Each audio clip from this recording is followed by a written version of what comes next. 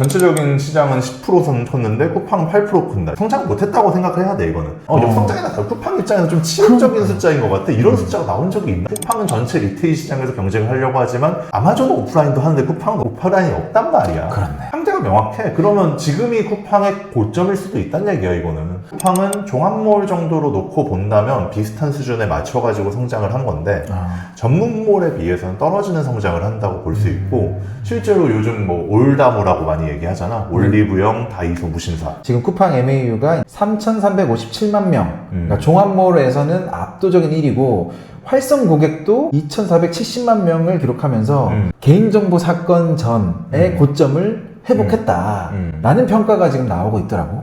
그런 부분들이 굉장히 인상적인데 언론사에서 많이 이야기가 나왔더라고. 뉴스들도 많이 나오고. 이게 왜 나왔냐면 쿠팡이 계속해서 탈판 끝났다고 그 실적 발표 IR을 할 때 컨퍼런스 콜에서 경영진들이 얘기를 계속 하고 있어. 그것들을 받아쓴 기사들이 나오고 있는 거지. 실제 쿠팡이 발표한 자체적인 수치를 보면 2,470만은 그 작년 한 3분기 기준으로 활성 고객 숫자거든. 이 활성 고객 숫자가 4분기 기준으로는 한 2,460만까지 떨어졌고 그러니까 개인정보 유출 사고 그게 11월쯤에 알려졌잖아. 그리고 그때부터 와장창 나가기 시작했거든. 그래가지고 그게 반영되기 시작한 시점 1분기에 사실 와장창 나갔는데 그때는 그 숫자가 2,390만 명까지 떨어졌어. 많이 떨어졌네. 쿠팡이 과거에 그 성장 정체 구간, 그 활성 고객 숫자 정체 구간이 없었던 거는 아닌데 되게 금방 또 회복을 해가지고 쭉 그 성장을 이어갔거든. 근데 오랜만에 정체 구간이 왔고 정체 구간을 넘어서 이건 역성장 구간이거든. 고객들이 빠졌고 그 숫자는 회복은 했으나 2분기 기준으로는 작년 3분기랑 비슷한 수준으로 타이를 맞춘 거지. 전 고점으로 그치. 비슷하게 지금 맞춘 상태. 그러면 의아한 게 돌아왔는데 왜 성장이 안 됐을까? 나는 근데 탈팡 이전부터 계속 쿠팡을 쓰다 안 쓰다 했는데 요즘은 쿠폰을 좀 되게 전략적으로 많이 주더라고. 그러니까 일전에는 그냥 1개월짜리만 다시 구독을 하면 10,000원짜리를 주면 그 멤버십이 7,980원인가 그렇잖아? 그래서 그거 가입하는 것보다 이득이니까 난 그때마다 쿠팡 마오를 돌아갔단 말이야. 탈팡 일어나기 전에도. 근데 요즘에는 얘네들이 3개월 쿠폰을 줘. 조금 연장이 좀 오래 있으라고. 쿠팡이 잘해. 이게 좀 탈팡을 강제로 막는. 나는 원래는 나갔어야 되는 애거든. 한 대 쓰고 도망치고 잠깐 컬리 쓰다가 다시 쿠팡으로 가고 이걸 반복을 하는데 근데 이게 3개월 쿠폰이 되게 무서운 게 원래는 쿠폰 해지 예약이 되잖아 얘네들이. 근데 이 3개월 쿠폰은 나가면 그냥 나가죠. 이거 공짜로 주는 건데 너가 해지를 하면 바로 해지가 된다. 근데 그 해지하면 주는 것들이 꽤 많아. 얘네들 해지하는 사람한테 잘해줘. 나는 아내가 좀 끊자 다른 것 때문에 끊었더니 뭐 다시 돌아오라고 쿠폰이나 푸시로 엄청 보내더라고. 그치. 그 컬리도 비슷해. 컬리도 2만원 쿠폰 들어올 때 쓰고 그래. 왔다 갔다 하면 쏠쏠하지. 아마 시청자분들도 그런 경험이 엄청 많을 것 같은데. 그렇지. 실무자분들이 보면 좀 기분 안 좋을 수 있는데 사람들은 이미 고객들은 그렇게 움직이고 있다. 똑똑한 고객들은. 흥미로운 통계가 있어가지고 국가 데이터처에서 매 분기마다 이커머스 관련한 통계를 발표를 하는데 2분기 온라인 쇼핑 시장 전체가 10.1% 성장을 했다. 10.1%. 이게 많이 큰 거야. 원래 한 자릿수까지 떨어졌었는데 그것 때문에도 우리가 기사를 계속 썼었잖아. 이제 정체 왔다. 그치. 이게 거의 온라인 쇼핑 성장률이 일반적인 오프라인 쇼핑 성장률이랑 비슷한 수준까지 내려갔거든. 물론 약간 높긴 했는데 그냥 내가 보기에는 둘 다 5% 안쪽이라서 또이또이한 시점이 있었거든. 거의 비슷한 시점들이 있었는데 지금 두 자릿수 성장을 회복을 했다는 건 굉장한 호재거든. 물론 이게 계속해서 이어지느냐는 봐야 되는 이슈이긴 한데 근데 올해 들어서 좀 분위기가 좀 좋아진 것 같긴 해. 그러면 이게 쿠팡이 이 정고점, 활성 고객 정고점을 회복한 것과 좀 연관이 있다고 생각해? 그 활성 고객 숫자를 회복을 한 거에도 영향은 있겠지. 전체적인 온라인 쇼핑 시장이 약간 분위기가 좋아졌다는 거니까. 근데 한편으로 또 같이 살펴봐야 될 게 쿠팡의 매출 성장률을 이번에 발표를 했거든. 근데 이게 일반적인 매출 말고 고정 환율 기준으로. 왜냐면 쿠팡이 지금 미국 기업이잖아. 미국에서 상장한 기업이라서 그렇지. 원화를 달러로 바꾸는 기업이기 때문에 이 환율 영향을 굉장히 많이 받아. 그래가지고 그때 한창 그 2분기까지는 1,500원대 환율이 일반적일 정도로 좀 고환율이었잖아. 지금은 뭐 1,400원대 초반까지 떨어지긴 했으나. 그래가지고 얘네들이 매출 성장률이 적어. 원화를 달러로 바꾸다 보니까 그게 낮게 나오는 거지. 그 영향이 있긴 있는데 근데 고정환율은 이거를 반영하지 않고 그냥 순수하게 한국에서의 성장률을 가지고 매출 성장률을 측정하는 건데 그 기준으로 8%가 나왔어. 프로덕트 커머스, 국내 커머스 사업이.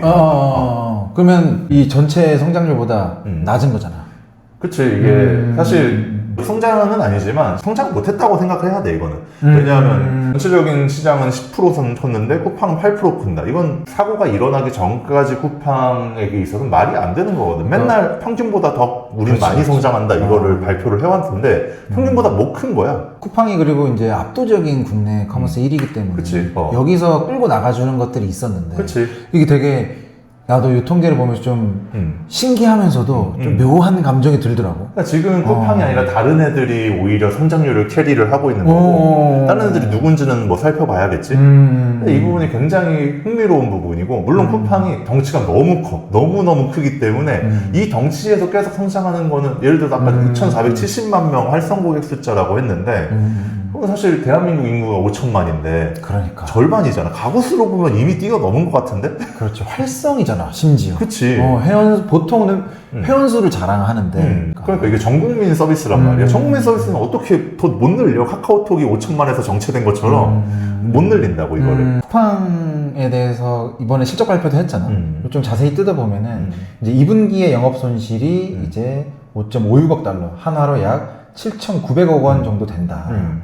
이제 요런 발표가 나고서도 경영진은 조금 오히려 뭐 모든 실적 발표에서 당당하고 자신감 있게 이야기를 해야겠지만 뭐 쿠팡의 경영진들도 뭐 자신감을 좀 내비쳤다 요런 이야기들이 있더라고. 어디서 오는 자신감, 그러니까 근거가 있는 자신감인지. 사실 쿠팡 경영진들은 매번 한결같이 이야기하고 매번 내가 보기엔 자신감은 있어.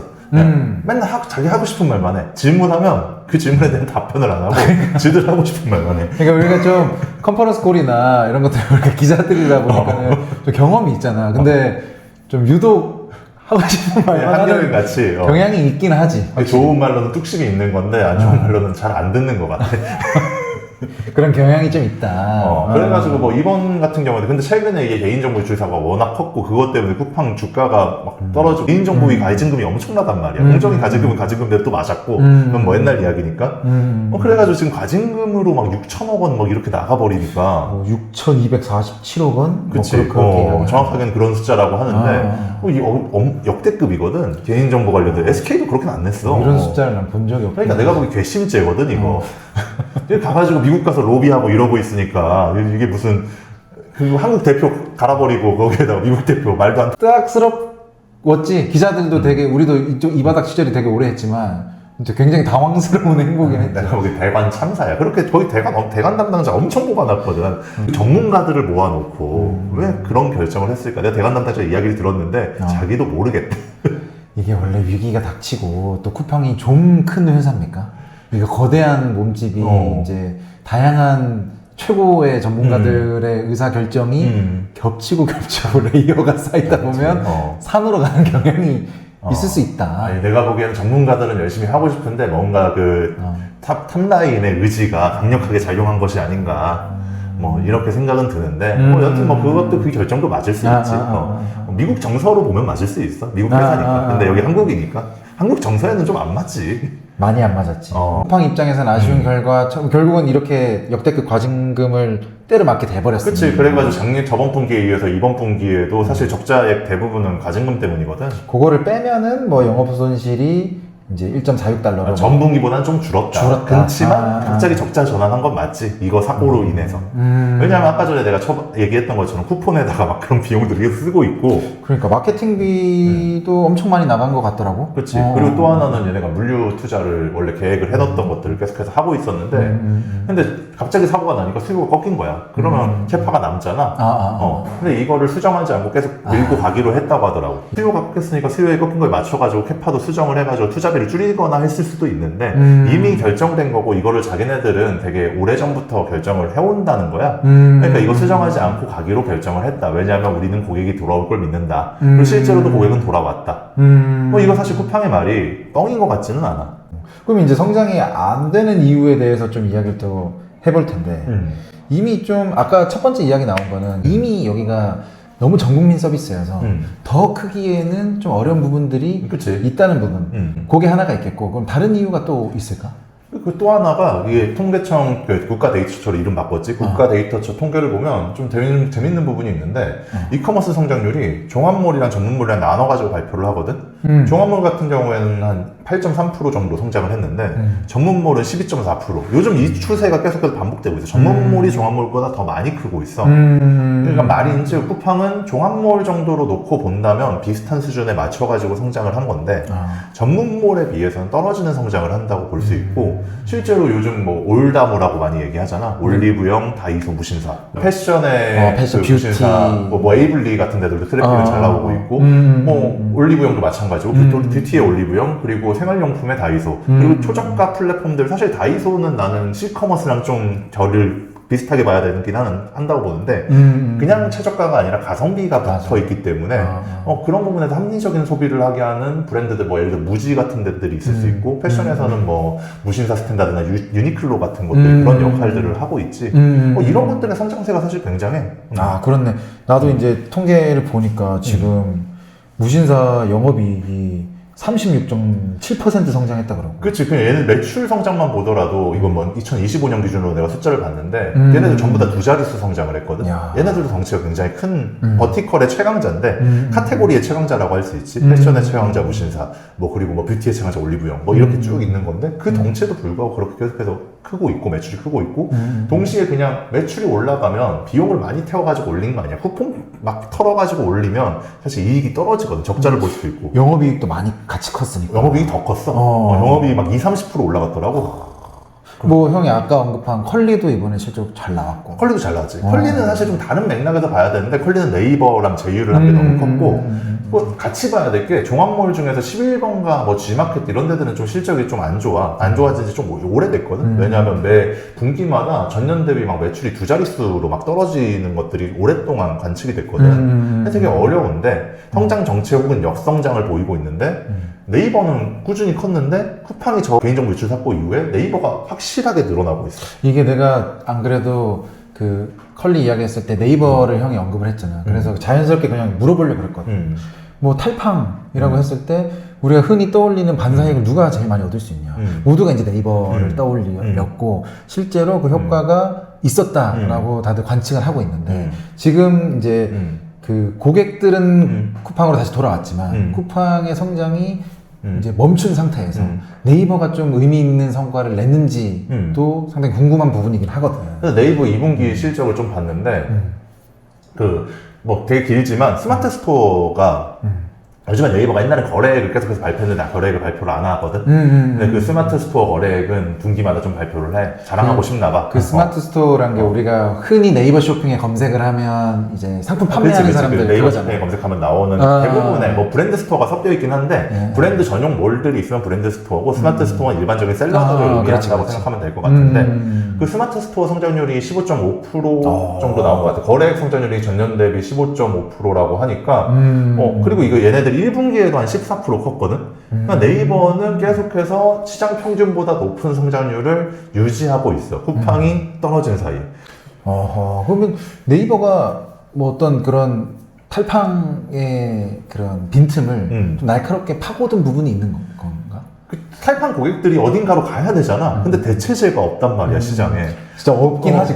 쿠팡의 대체제가 없는데 그나마 네이버가 열심히 요즘 네이버 배송이니 뭐니 해가지고 엠배송 빠른 배송들을 열심히 만들고 있잖아. 그 커버리지도 굉장히 많이 늘어났단 말이야. 이제 두 자릿수 커버리지가 됐고 뭐 연말까지 한 50% 만든다고 했나? 여튼 그거는 숫자를 정확히 봐야겠지만 그런 목표까지 발표할 정도로 쭉 밀고 나갔던 것들이 있는데 그러니까 빠른 배송하면 네이버 하면서 가게 된 거지. 또 컬리랑 제휴도 크거든. 맞아. 그래서 네이버가 굉장히 전략적으로 물 들어올 때 노를 잘 저었다. 아마 더 잘 저어야 돼. 지금 졌지 않으면 지금 이기고 있거든 쿠팡을 네이버가 계속해서 지고 있었어 사실 그 전까지는. 진짜 한참 됐지. 사실 네이버뿐만 아니라 다른 이들도 잘 잡아야 되는데 그렇지만 확실하게 선택받을 수 있는 이유는 만들어야 될 것 같아.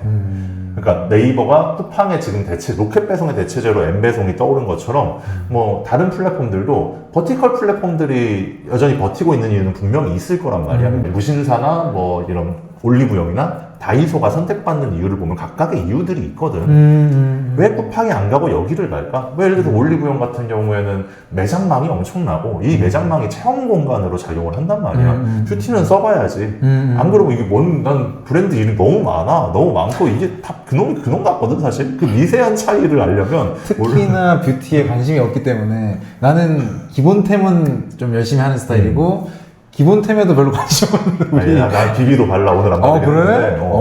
많이 비비 떨어졌어 그래가지고 사야 돼. 장가 가더니 좀 바뀐 거야? 아니, 아니면 원래부터 있었어. 근데 유통기한이 지나가지고 빨리 써야 돼. 이렇게 그게 유통기한이 다 되려면 대체 얼마나 그걸 한번 한 써놓고 3년 있었던 것 같아. 2년, 3년. 그런 좀 버티컬 커머스들이 확실히 이제 쿠팡과 이제 다른 차원의 서비스들을 제공하고 있는 거고 어떻게 보면은 네이버는 이제 쿠팡이 속도전 그러니까 배송 속도와 그 관련된 CS로 승부를 봤다면 그거는 그래도 N배송이라는 이름으로 우리가 저번 컨텐츠에 설명한 것도 그렇지만 이제 직접 물류센터 같은 것들도 운영하려는 의지도 보이고 그치? 하면서 좀 많이 따라잡은 것 같아. 그러면 이제 쿠팡을 따라잡는 것 차원에서는 어느 정도 이렇게 따라간 부분들이 있다고 하면은 쿠팡이 이제 못하는 것들을 네이버가 또 할 수 있는 부분들이 있을 것 같거든. 이제 종합 플랫폼이다 보니까. 그리고 뭐 물신사도 쿠팡이 가지지 못한 오프라인을 가지고 있지. 그건 올리브영이랑 같은 맥락으로 체험이라는 가치. 패션에서 체험은 굉장하거든. 그리고 뭐 다이소 같은 경우에는 뭐 요즘 여기 다이소 엄청 핫하거든. 근처에 홍대에 다이소 2개 있는데 거기 같은 경우엔 가면 외국인들이 그렇게 많아요. 엄청 많더라고. 내가 보기에는 왕십리에도 약간 엄청 많아. 거기 포지션을 돈키호테 같은 포지션을 잡아먹은 것 같아. 아 이거 재밌는 야마다. 이거 나중에 따로 한번 뭐 써도 괜찮을 것 같고. 너무 재밌는 야마. 근데 이거 홍대에 가면 외국인 뷰티가 메인이야, 걔네들은 심지어. 맞지. 왜 외국인 많은 매장들은 그런 것 같아. 이태원 매장도 그랬거든. 거기 가면 막 애들이 막 하고 하는데 여기 뷰티가 가성비 제품들이 많아요. 싸거든. 맞지. 싼데 또 만드는데 보면 다 또 비슷한. 어차피 뷰티는 한국 콜마에서 그런 데서 다 만들잖아. 근데 뭐 어떤 뭐 용량이라던가 패키징이라던가 이게 또 일종의 좀 다이소 오리지널로 나오는 거야. 그렇지. 그걸 좀 줄여가지고. 그 가성비라는 그런 신뢰?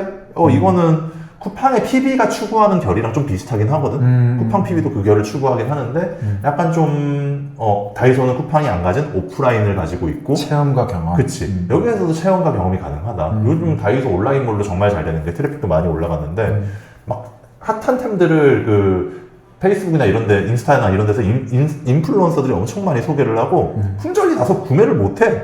이들은 모두 지금 얘기했던 이들은 쿠팡보다 많은 더 높은 성장률을 가지고 있고 가까이 버티컬의 강자들이지. 그리고 또 한편으로는 쿠팡은 이제 적자 보잖아. 얘네들은 수익성도 엄청나게, 이익도 엄청나게 성장을 하고 있다. 매출 이상으로 같이 성장을 하고 있다. 그런 점에서 좀 이번 2026년 2분기 통계가 재밌네. 이게 일종의 좀 종합몰 경쟁이 끝난 분위기인 것 같아. 시장 전체는 10.1% 성장했는데 이 종합몰의 상징이자 대한민국의 압도적 1위인 쿠팡이 8% 성장으로 좀 정체된 와중에 전문몰 같은 경우에는 이제 12.4%씩 성장했고 또 형이 설명해 준 것, 그다음에 우리 독자들, 시청자들이 진짜로 현장에서 체험하고 있는 것처럼 오프라인 데이터가 온라인 성장을 만든다고도 볼 수 있을 것 같아요. 병행몰, 그러니까 병행몰이라는 표현이 재밌는 것 같은데 이런 무신사나 오령이나 다이소처럼 오프라인 매장 옛날에 옴니 채널이라고 롯데가 많이 쓴 것 같은데 병행몰이라고 하는구나. 그 롯데는 오히려 이제 역으로 뭐 오카도 온라인 뭐 여기 투자를 하고 있긴 한데 뭐 우리 컨텐츠 여기 이제 블럭이 뜨겠지만 그럼 좀 아이러니들 잘 되는 곳들은 오히려 오프라인 매장에 더 투자하고 병행몰을 통해서 이제 옴니채널 통해서 14.5%의 성장률을 만들었지만 온라인몰만 갖고 있는 곳들은 또 8.8%래 성장률이. 이런 부분에 있어서 조금 갈리고 있는 부분이라 쿠팡이 이제 탈팡의 어떤 상처가 이제 활성 고객 수로는 이제 정보점을 맞췄지만 그 상처를 파고드는 이들이 좀 후벼 파고 있는 타이밍이 지금 2분기가 아닌가 좀 생각이 듭니다. 그렇네. 이게 참 가진금 안 맞았으면 뭐 홈플러스 익스프레스 같은 거라도 하나 샀을 수도. 그 쿠팡의 뻥이 아닌 수치들은 내가 교차 체크를 해봤거든. 쿠팡 자료만 보면 사실 믿을 수가 없잖아. 그래서 이 YG앱이나 뭐 모바일 인덱스 같은 외부 기관에서 그 앱 데이터들을 좀 통계를 내.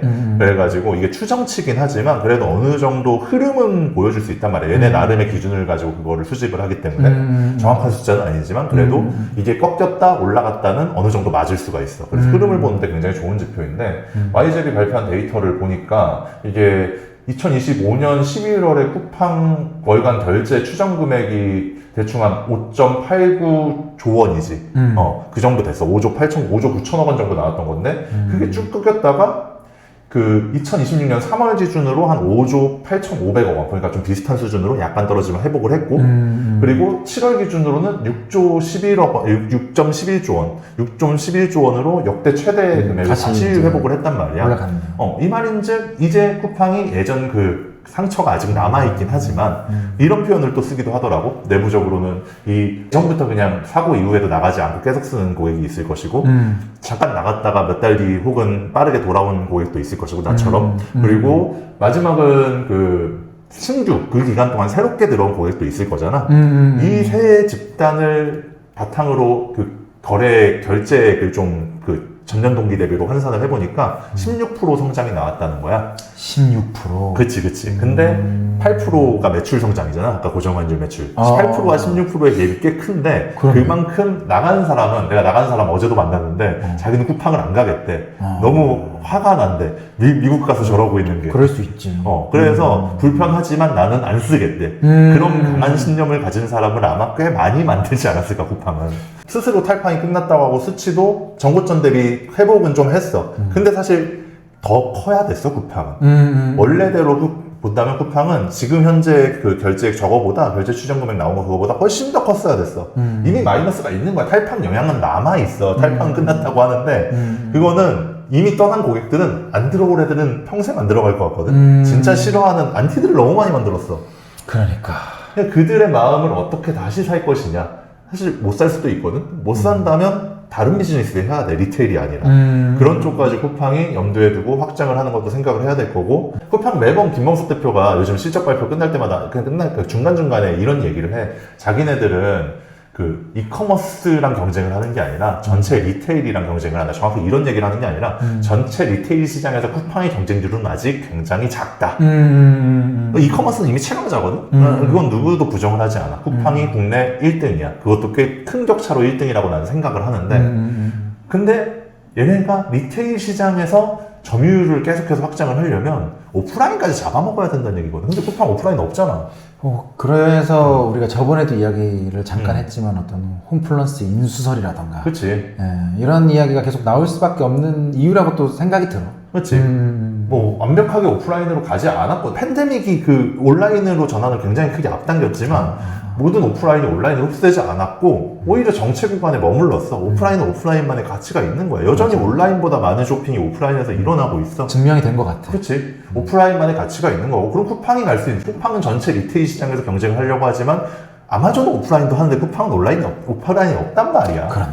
한계가 명확해. 그러면 지금이 쿠팡의 고점일 수도 있다는 얘기야 이거는. 다른 경쟁자들한테는 지금이 너무 기회다. 쿠팡의 파이를 갉아먹을 수 있는 기회다. 쿠팡의 위기를 기회로 써가지고 열심히 성장을 하면 더 좋은 커머스 환경들이 소비 환경들 우리 입장에서 살 만한 것들이 많아지면 너무 좋을 것 같아. 그렇게 되겠지. 좋습니다.